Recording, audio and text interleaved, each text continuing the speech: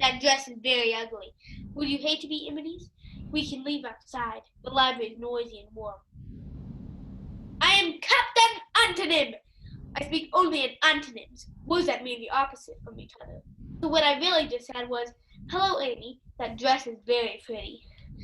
Would you like to be friends? We can go inside. The library is quiet and cool. What? I should say what I mean and mean what I say? Well, that's no fun. Talking in antonyms makes you use your brain to the max.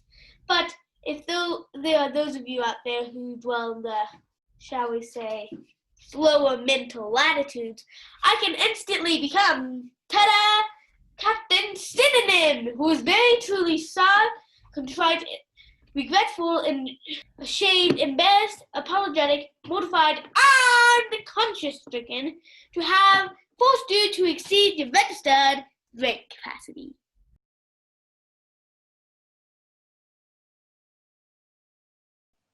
Why do you keep calling her pretty like this? Such a hater murder people.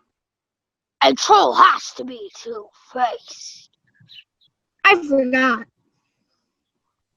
We pretend to be friendly. She is very pretty. Stupid! Do you think that matters? I sort of like her. A troll never likes a mortal person. Keep that in mind. Yes, Waldo. The white bear is coming here, and we have to figure out why. I'm getting tired of following him around. Do you want to be a tenderfoot troll forever? Oh no, I want to learn. I've never had such a slow-witted apprentice. I'm sorry, Waldo. Can't you remember anything? Repeat the troll laws. A troll is two-faced. A troll is two-faced. A troll is Tricky. A troll is tricky. A troll is Treacherous. A troll is treacherous. I remember. A troll is terrible. Say it this way. Terrible. That's better, and don't forget it. I'll try not to. I'm tired. A troll should be tireless. Is that a troll law? Of course. We have much further to go. Bear's castle is just around the corner. He really has a castle? He's not an ordinary bear. I know that. He's a white bear. Our queen wants him in her power, so he'll marry her daughter. Ermintrude is so mean. For a mean disposition is a sweet disposition. No wonder the white bear likes Laura. She's a mere mortal. You hurt her, will we? Who cares? I do. She's nice. What kind of troll are you? I'll just say, well, What kind of troll am I? you're terrible. You're a terrible troll. Right, and all trolls should be just like me. I know that. Maybe you should be sent to limbo. No, not that. Don't give up on me, Waldo. Let me hear you say the troll motto. Be prepared to cause trouble. Now salute and say the troll promise. On my honor, I will do my worst. Go on. To shirk my duty to everyone but my queen, who is ruler of land east of the sun and west of the moon. And Obey the troll laws to hinder mortal people at all times. Our duty is to hinder the girl and the white bear, Even if they're nice? especially when they're nice. How else can a troll be terrible? I guess you're right. On your feet! I'll try to do better. Try to do worse. I'll do much worse.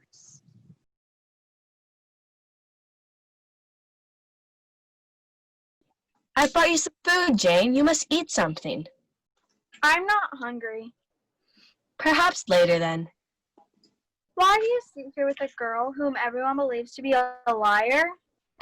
Everybody, why there are only 80 people heard you be called so, and the world contains hundreds of millions. But what do I have to do with them? The 80 I know despise me. No, Jane, you are mistaken. Probably not one in the school despises or dislikes you. Many, I am sure, pity you very much. But how can they pity me after Mr. Brocklehurst sat me up on that high stool and called me a liar? Mr. Brocklehurst is not a god. He is not even a great admired man. He is little liked here. If he had treated you as a favorite, you would find enemies all around you. As it is, the greater number of girls would offer you sympathy if they dared. Would they? I'm sure of it. The pupils and teachers may look coldly on you for a day or two, but friendly feelings are concealed in their hearts.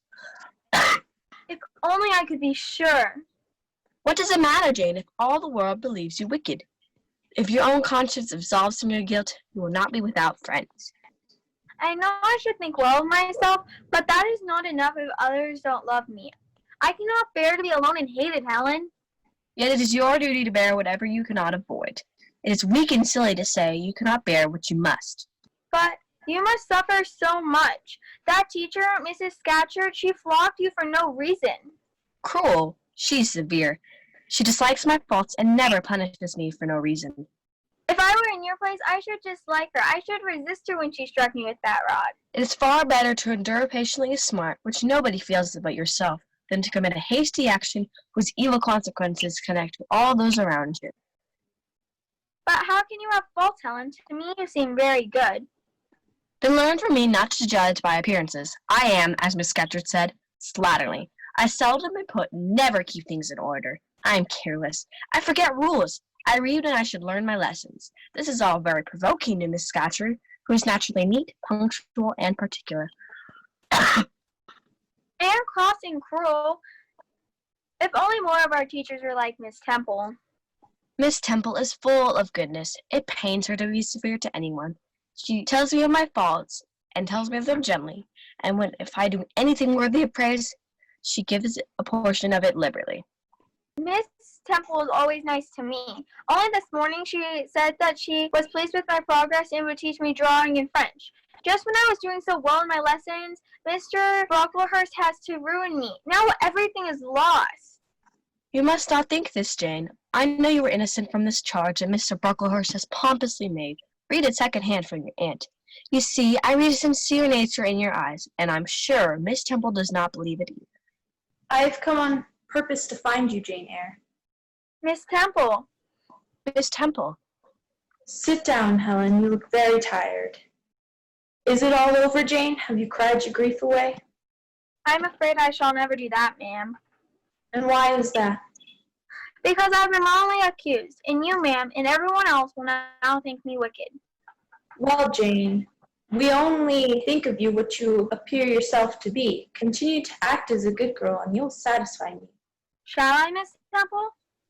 Yes. And now, tell me whom this lady, Mr. Brocklehurst, has called your benefactress.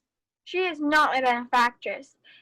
Mrs. Reed is my uncle's wife. When my father died, I was sent to live with When my uncle died, I was left to her care.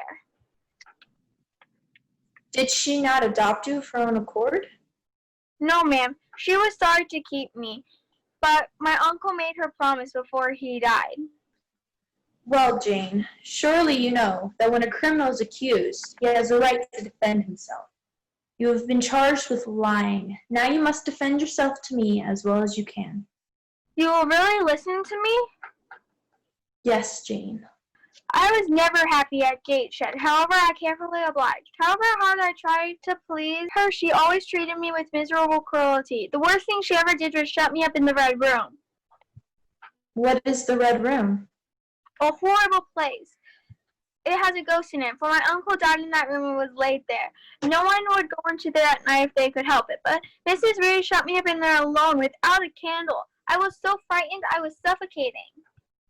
Why did Mrs. Reed do this? Because her wicked son, John Reed, threw a book at me which cut my head, and when I screamed he ran at me and began to punch me with his fist. When I defended myself and pushed him back, his sisters Eliza and Georgina flew at me and called me a rat and a murderer and said I deserved everything I got because I was less than a servant and would always be poor. And then they said that they could treat me as cruelly as they liked because I was an orphan and depended on them for my living. Then Mrs. Reed punished me for hurting John Reed and locked me up in the Red Room. Oh, I hated that place. I wished I could go away from it. I told Mr. Lloyd so. Who is Mr. Lloyd? The good apothecary who took care of me after I was ill, for I was very ill after that night in the Red Room. That's enough for now, Jane. I will write to Mr. Lloyd. If his reply agrees with what you have just told me, you will be publicly cleared of every accusation. To me now, you are cleared, Jane. Oh, thank you, Miss Temple. And now, we will have tea together, and since Helen Burns is with you, you may come too. Thank you, Miss Temple. How are you today, Helen? Has the coughing been bad? Not so much, I think, ma'am. And the pain in your chest? It is a little better. Come with me now, then. We shall drink some tea. I have a special little seed cake I've been saving for a special occasion. You see, Jane, you are not without friends as long as you have me and Miss Temple. It's an honor to be invited to tea with her. I guess I am hungry now, Helen. Oh, how good she is to believe my story.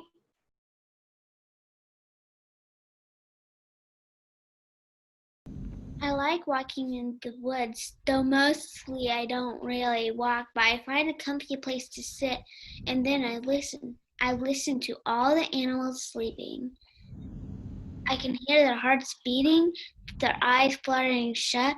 Shh, listen, there's a turtle sleeping nearby, maybe at the end of that log over there. Some funnel-web spider babies are snoozing in their cocoon inside that tree. Once I came upon a big ant this high, all filled with millions of ants. Sleeping ants. Ever hear a million ants snoring? Well, it sounds like your grandpa's snoozing in his easy chair after dinner, only without burping. Sometimes, if you're really quiet, you can hear some of the animals' screams. Ever wonder what a porcupine sings about? Shh, listen.